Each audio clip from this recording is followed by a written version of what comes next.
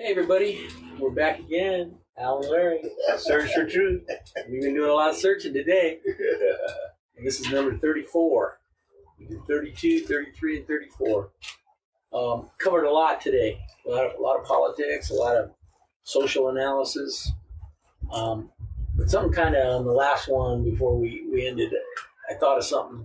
I just kind of want to ask your thoughts on this. But in the 2016 election, you had Hillary Clinton and Donald Trump. Mm-hmm. And if you looked at their resumes, like we talked about resumes, Harris's resume versus Trump's resume, let's look at Hillary Clinton's resume versus Trump's resume. And what would you say was a sort of something that stood out on that? Well, the thing that he was able to do was he was able to bring about corruptness. That the Clintons have always been corrupt. Crooked Hilary. Okay, and and he would, where are the computer things that the Russia email Russia, if you're listening, okay, you can find out blah blah blah blah blah, and then she made that one. The people that follow are despicable people, and so those people says, "Wait a minute, I'm an okay kind of guy. I'm gonna vote for you. You miss uppity duppity. Okay, you got what I'm saying?" And so she wasn't in touch, and she thought she was, and he had her set up on the field with all the little nicknames for everybody, like, and each time he did it, I think about a little kid. Think about how your grandchildren behave. You tell them no, and then they keep on going. You still tell them no, and they keep on going until they get to that point where, okay. So what he did was he kept on saying people's names and calling people out, blah, blah, blah, and then nobody said anything about it.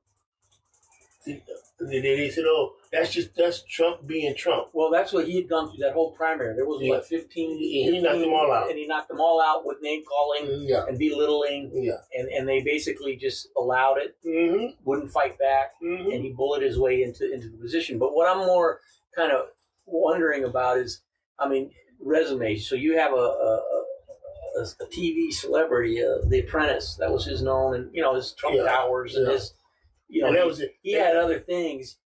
That was it. That was where he was making his money. But you looked at her resume, and you have a senator, you have a Secretary of State, right? You have somebody that politically has a lot more experience, right, versus somebody that has no experience. But she didn't have any understanding of what was going on in the United States at that point. Exactly, I think that's the point. So the resume was irrelevant. When the electorate was looking at the two candidates, this guy was saying he's like me. Oh, he's owning the libs. But still, you can't get away from the fact that the popular vote, and we talked about that in the electoral vote in the 7 states that control the election. She still had 3 million more votes than him. Yeah. So people, even though with her baggage, if you will, it still didn't sway the people, but it swayed the right people in our system. It really exposed the electoral map, and the significance of it. And because I don't remember, it was brought up prior to that election. Well, Al Gore lost. Al Gore went to the Supreme Court, and he didn't fight it. He could have fought it, but he didn't fight it. And he wanted a peaceful transition. He could have been president. Rightfully so. Right. Okay. So Junior became president. Right. Okay. Right. Okay. Right. And then they used a kind of a dirty tactics for Kerry. Kerry got a lot of. Well, they did the military thing. The swift boat. Yeah, swift boating. But it shows me, at least, like you say, the electorate, they're not, even now, you look at Harris and you look at Trump and you look at what the experience and what they bring, even their temperament, their character, whatever, he's still 50% of the country. Well, he's got the right 50%. Yeah, I guess. What is the right 50%? The people down Alabama, Georgia, Pennsylvania. You're talking about in these battleground states. Yeah. Iowa, Florida, all those places in terms of the United States are in the bottom half of the United States and everything. And California is keeping them afloat. But even in the 2020, you got Biden winning back a lot of those. I mean, close. 12,000 votes in Georgia, other places like that. Yeah. I mean, it's still very close. Yeah. But he stopped the trend. Yeah. Right. And then, but Trump never went away, and his Trumpism, his MAGA base, he's got more than his base now too. I think. No, he only has his base. Which is still only 30%. If that, they're enough. They're the right strategically. Yeah. They're in the right spots to win. Okay, he got South Dakota. I mean, when you look at the map, there's only about 5 or 6 blue states. Yeah, well, there's some purple now. I mean, hopefully. Well, the point that's happening is she is not playing his game, okay? And she's talking to people. She's going out and meeting people and saying that, this is what I want to do. I want us to go forward, not backwards. Right. But there's enough people that want to go backwards, right? Oh, well, because they want to be comfortable. They want the power back. They want what they thought they'd lost. But they don't go to work. They still have to have immigrants do the jobs for them. Right. Okay. That's why I laugh sometimes when they say, well, the narrative about immigrants coming into this country taking jobs, from people, but they're not taking jobs from people that would ever take those jobs. No. White people. They're not going to go out and pick fruit and the vegetables. They're not going to go out there and hammer nails and build houses, and they're not going to do the physical labor, the hard work. Let me ask you a question. Everywhere you go, up and down, no matter where you go, who is serving you your food in the restaurants? Right. All you can do is look. So who's cooking your food in the restaurants? Right. Okay. Right. Who's doing the work? Okay. Which county? Even the skilled work, the skilled labor are coming from people that are outside of this country that come in here. Yeah, they can do things that these guys don't even go to school. They don't even go to school. They're gifted jobs. You got what I'm saying? Mm-hmm. Mm-hmm. Well, Elijah asked during the break about generational wealth, so elaborate on that a little bit.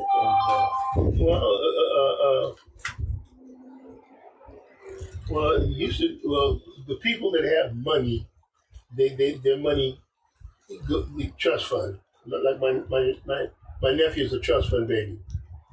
Okay, his uncle he worked for Arm & Hammer. Okay, and all of his nieces and nephews got trust funds. Okay. This is from a guy who probably made $6 to $10 million a year. You got what I'm saying? You know who Arm & Hammer? You remember Arm & Hammer? Yeah. Okay. So I mean, myself, in terms of generational wealth, my parents left me zero. Okay. But by me having a career and a job, and I had property and stuff like that, I'm able to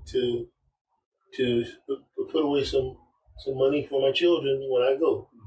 They'll have it. It's gonna be a whole lot, but the key thing is that my children are not living in anybody's garage. Right. You got what I'm saying? Each one of them has their own property. I would see that as generational wealth, as you pass that on, they're What I passed on was the ability to be independent and the work ethic to go and get a job, get an education, and take care of yourself. Yeah, that's exactly where I was thinking. That's how I would have phrased it. It has nothing to do with generational wealth. Not it has monetary wealth, but how to matriculate the system. Right. Okay, that's what we were teaching our children, the kids that we were working with, how to attack the system so that you would be able to go get you a job, go get you an education, and be able to take care of your family. Right. And go to work. So what you were teaching, what you taught your kids, you were teaching to your students. Mm-hmm. Same kind of principles. Same thing. How many kids do you think how many kids do you think we? When you think about how many kids we touch bases with, kids that really went on and did some things, a lot. You ever wonder about that? Because people, will ask me sometimes and find out what I did. Well, you ever wonder about the success rates, if you will? Some kids call me and say, "Remember me, Mr. Steele?" And I said, "Okay." And then they say, "Yeah." And they said, "Thank you for putting up with me and things like that." We help families. Yeah. You get what I'm saying? Yeah. And, and the curious thing is that with all the knowledge and all the information I had about how to access the system, I couldn't do anything to none of my relatives. Well, we have talked about that and how, does it fall on deaf ears or? Well, because they didn't have the foundation to go to work. You got to be able to go to work. Yeah. You can't slip and slide. Right. You got to when like I was telling one of the kids that came down for my 80th. Was you here for the 80th? Yeah. Yeah, the one kid that I had in Little League. Yeah. He came up and he had a nice talk. Yeah, and I told him, this was my schedule. I had the janitorial business. I put the kids to bed 9:30, 10 o'clock. I was out doing janitorial stuff until 6 o'clock until 5:30, 6 o'clock in the morning. Come home, take a shower, then went to work. Yeah. You know what I'm saying? I mean, that's how I made sure I had plenty of money to take care of my family. Mm-hmm. Mm-hmm. I never even knew how much my paycheck was. Mm-hmm. When I was working for OCDE, mm-hmm. Remember when they used to put it in the envelope? Remember we used to get that envelope? Yeah, I do now. Okay, and I used to turn the envelope over to Brenda. She would do it. Yeah. Uh-huh. Mm-hmm. Well, like you said, the foundation of hard work, and that if you can teach your kids, I think for what it's worth, that's what Joanne and I taught our two kids is, how to go to work. How to go to work. How to go to work, how to show up, how to do what they needed to do. And let's face it, they would have been provided for regardless, but mm-hmm. they went out, we told them that's what they needed to do, and that's what they did. And now they're... Because they saw you do it. You see what I'm saying? Mm-hmm. They saw you go, I'm pretty sure your son saw you get up at 6, whatever time in the morning you had to get up and go to work. And he knew that you worked way over there. Okay? Well, back to the politics thing, Kamala Harris's story about a single mom growing up in a grew up in Berkeley, but not too far from where her story resonates, or should, with for the majority of Americans. They should look at that story and go, that's got to be worth something. Yeah. But it isn't. The shyster gets more accolades than she does, even though he was given the silver spoon. And like I say, it's difficult for me to, as much as I think about it, wrap my head around the fact that there's so many people that are his followers that have nothing in common with him, but they have much more in common with her, Joe Biden. Well, because you got to remember when around about that time, the middle class after World War II, the middle class in suburbia, they had the car places and then the car factories. Yeah. Those people were making money. Yeah.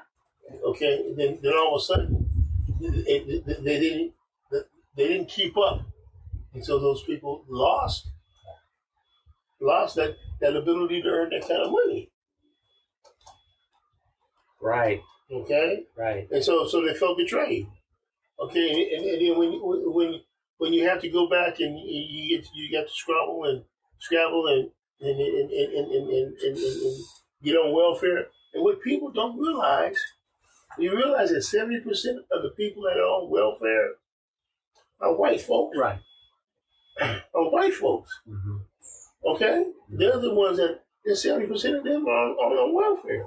Mm-hmm. Mm-hmm. Okay? Griping and moaning about what they don't have and how everybody else has things and they don't have those things. Right.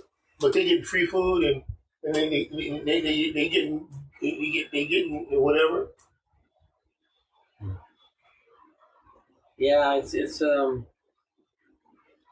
I guess it's interesting. I don't know, Why do you think why do you think in Arkansas they wanted the child labor laws, they wanted to go all the way down to 14 years old so kids can go to work? Because what about the adults? Adults can't go to work. They can't. They don't have people to man the jobs. So they need the kids to do it. Yeah. If people don't want to do it, it's beneath them. What? Well, I scrubbed a few toilets in my day. I put a whole lot of toilets. Yeah. Okay. Yeah. But that's what I had. That's what I in my mind said that's what I needed to do to take care of my family. Right. To make sure that I could afford a house. If something happened, they would still have a house to live in. Don't you think, though, the vast majority of Americans feel that way? It's just some that don't, or what?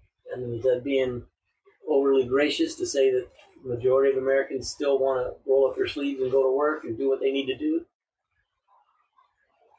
Where do they live at? I guess that depends, huh? Where do they live at? Mm-hmm. Mm-hmm. Okay. Think about this area out here in Orange County. This particular part of Orange County. Okay.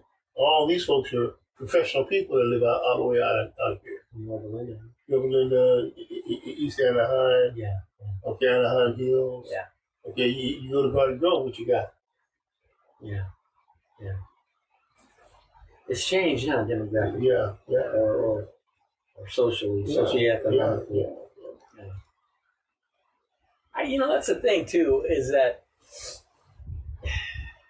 just like in life, everything evolves, everything grows, everything changes.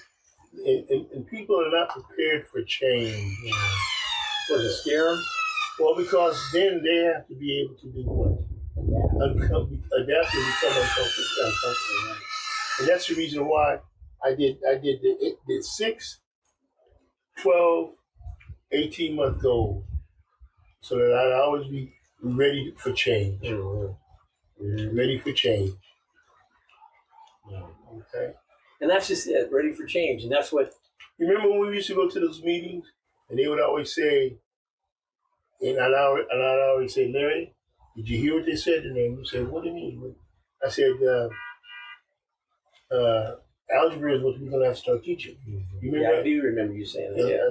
I said, we're going to have to say, no more general math. Right. We're going to have to start teaching pre-algebra, algebra. Right. And geometry. Right. Right, remember? Right. Okay, so we're servicing our kids. So we're preparing our kids. Okay? Not waiting for it to happen and then complaining about blah blah blah blah blah.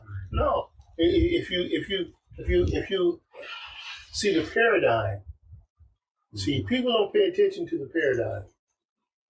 Yeah, we used to talk about the paradigm. Yeah, and that was shift of the paradigm shift. What I would always do is And I would say, Larry, the paradigm shift is getting ready to It's come. ready to crack again. Remember I used to tell you that? Yeah, I do. And I guess it means a lot more now than it did then, as far as looking back in retrospect. And people would come to us and say, well, what are you guys doing? And I'm saying, well, this is what we're going to be held. This is what I'm going to be held accountable for my job. Right. When I get evaluated, this is what I'm going to be evaluated on. Right. Okay. Right. Like you said, people have a hard time dealing with change. First, maybe accepting it, and then living through it and trying to make sense of it. Well, World War II made this country change. Yeah. Okay. And then Vietnam came, and then they didn't want no more change. Mm-hmm. That want to change? No, they didn't want no more change. They wanted what this people in this country didn't realize that the United States was the leader of the world. Right. And that was what we had to be able to do. Lead the world. Now, why do you think they killed Kennedy? Was he an advocate? Because he was taking them way out of the comfort zone. Mm-hmm. He was putting them out there. And so they said we want to be able to control the narrative. Right. Dulles brothers. Yeah. Okay. Lyndon Johnson. All those guys. Bushes. All those guys that had the hands. All those guys that had the elite. Okay. Pulling strings from behind the doors. So is Kamala Harris and what she represents a threat? She may, because she's talking about everybody having a piece of the pie. Yeah. She's talking about everybody. Everybody should be able to have a piece of the pie. And what's wrong with it?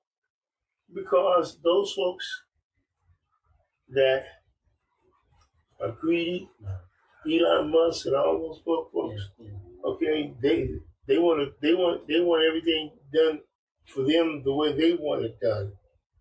They want to control the narrative. I don't know. Do we even stand a chance? As a so-called common man, Well, the way, the one thing that I learned watching what happened to my father, he didn't finish his education, and I knew the damn sure that if I was going to survive in this country, in this world, I had to be educated. I had to find my niche, where my skills and my knowledge would be good for me. I found it. Okay, I was a PE major, and I was coaching wasn't what I wanted to do. I wanted to coach, but in Orange County at that time there was no black coaches. Okay, I probably would have been a JV coach or something like that. Okay, but I wouldn't have made no money. Okay, and I got lucky. When I went to work at Youth Authority. Right out of college, made $10,000 a year. Think about that, 1971. And then I have never made less than that in all my professional career. Yeah. I always felt like it was just dumb luck. I didn't really feel like I had much to offer with these skills, but got lucky, in finding my way. That part I'm proud of, but yeah, I don't know. I think we've really hit on some things these last 3 podcast. Yeah. So But there's some good discussion, some good conversation. well, and what we're talking about is what's going on today, and isn't it amazing that the people that they want, Trump talks doom and gloom. This country is not doing this, that, and the other, and we're not respected. We're highly respected. Okay, the people are preparing for Trump. They're preparing for Trump. Okay, the rest of the world knows how to deal with him. Okay, and he thinks he's calling shots, but he's not calling no shots. Okay, he's talking about he'll stop the war in Ukraine. What he'll do is he'll let Putin have whatever he wants, and turn the blind eye to it. And that's what Putin is waiting for. Well, it's been a pleasure. Oh yeah, talking with you again. Thanks for the hospitality. We got back outside for a nice change. Yeah, it was nice day. Nice day. Appreciate Elijah again for all he does and being here and helping us get another 3 under our belt. So can't wait till next time. Okay, me neither. All right, brother. All right. All out. Peace. Peace. Those of you that are out there listening, subscribe to our page so that you can get the notifications of when we're going to record again.